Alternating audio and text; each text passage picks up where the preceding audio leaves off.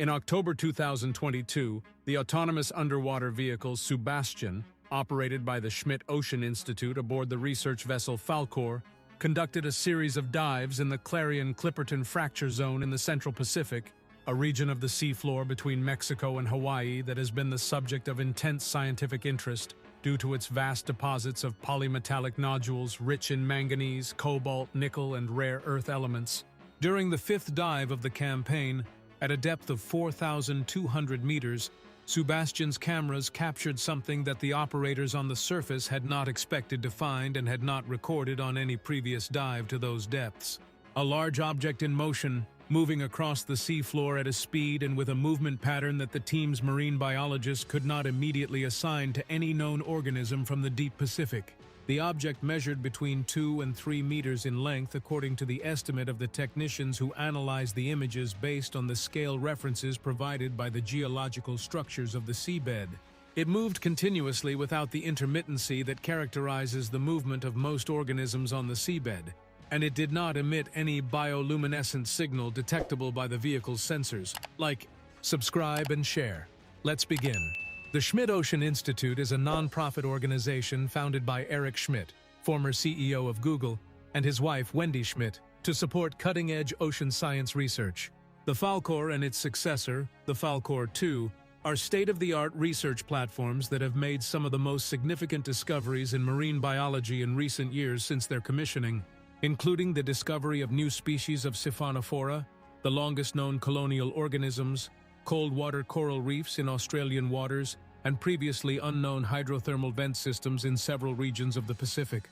The SuBastian is the Falkor 2's deep-sea ROV, capable of operating at depths of up to 4,500 meters with a 250-kilogram payload of scientific equipment and 4K high-definition camera systems that transmit real-time images back to the ship on the surface. The dives in the Clarion-Clipperton area in October 2022 were part of an environmental impact assessment campaign of polymetallic nodule mining on the seabed, a topic of increasing economic and scientific relevance given the critical role of the minerals contained in those nodules in the manufacture of batteries for electric vehicles and renewable energy technology. The movement of the object recorded by the SuBastian was the first thing that caught the attention of the operators on the surface. The Clarion-Clipperton Zone is an environment of relatively low but not non-existent biological activity. The polymetallic nodules that cover the seabed like a dark mosaic support communities of specialized organisms that have evolved over millions of years to take advantage of the limited energy resources available in that environment. Sea cucumbers, fragile starfish, polychaete sponges, and a wide variety of crustaceans and mollusks live in association with the nodules, and the movement of these organisms is perfectly familiar to biologists who study the ecosystem. The movement of the object recorded by the SuBastian was radically different from that of any of those organisms. Sustained, directional, and at a speed that the technicians estimated at between 0.3 and 0.5 meters per second, which for an organism on the seabed at a depth of 4,200 meters represented an unusually high speed. The biologists on board the Falkor reviewed the comprehensive catalog of known organisms from the Central Pacific seafloor in the hours following the capture of the images. The Clarion-Clipperton area has been the subject of systematic biological studies since the 1990s, when interest in polymetallic nodule mining created a need to characterize the ecosystem that could be affected by mining operations. These studies have documented more than 800 species of organisms in the area, many of them new to science. However, none of the organisms documented in that catalog matched the characteristics of the moving object. Neither its dimensions, speed, movement pattern, nor the absence of bioluminescence corresponded to any recorded species. The hypothesis that the object could be a large cephalopod, specifically a giant squid or colossal squid, was considered and discarded.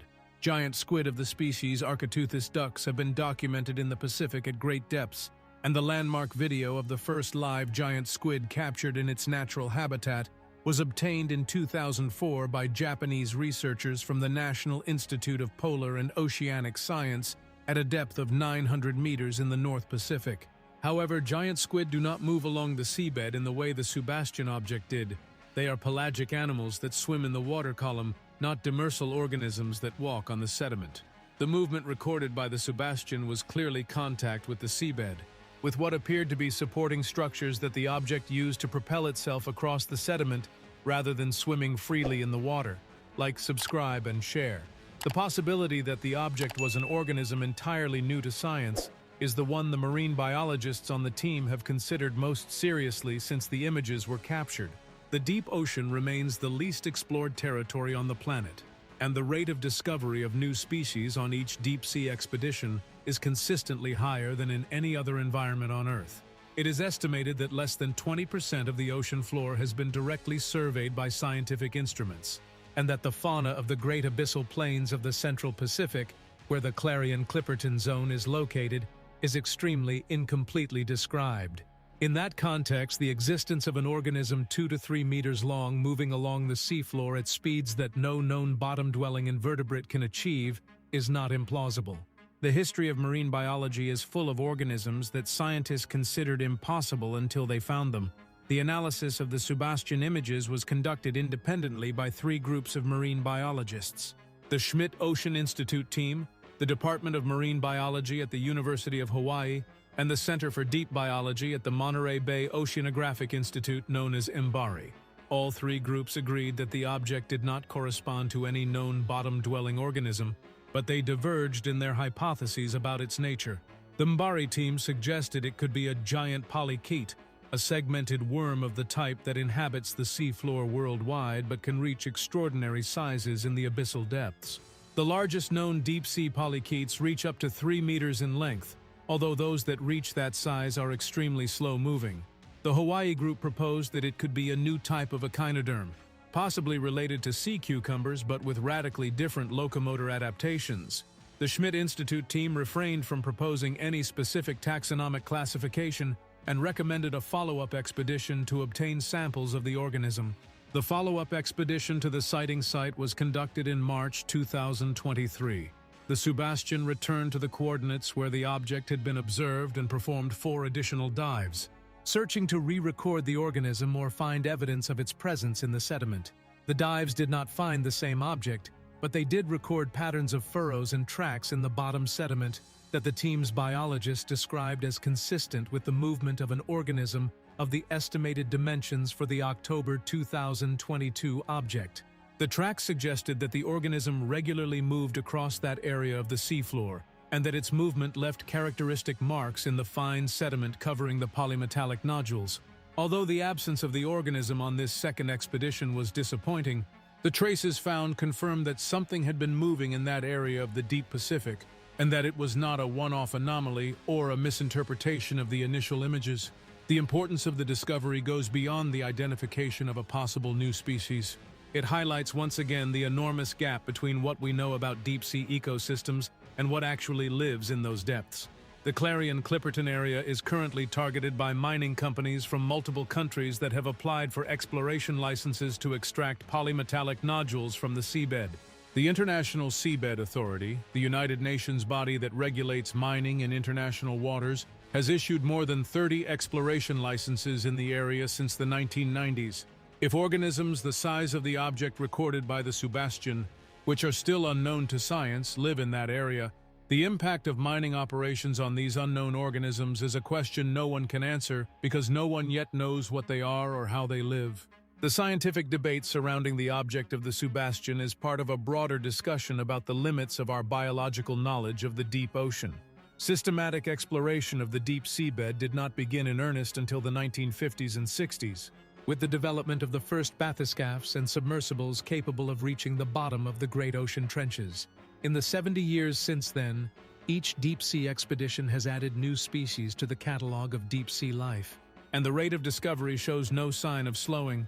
The Census of Marine Life, a 10-year project that concluded in 2010 with the participation of more than 2,700 scientists from 80 countries, documented more than 6,000 species new to science in the deep ocean regions it studied alone, and estimated that the proportion of still unknown deep-sea species could exceed 90% of the actual total. In that context, the existence of a large, mobile, and unknown organism in the deep Central Pacific is precisely what scientists should expect to find, although the scale of surprise at finding it is not diminished by that. The Clarion-Clipperton area where the object was observed is also one of the most threatened marine environments on the planet due to the economic pressures of the global energy transition.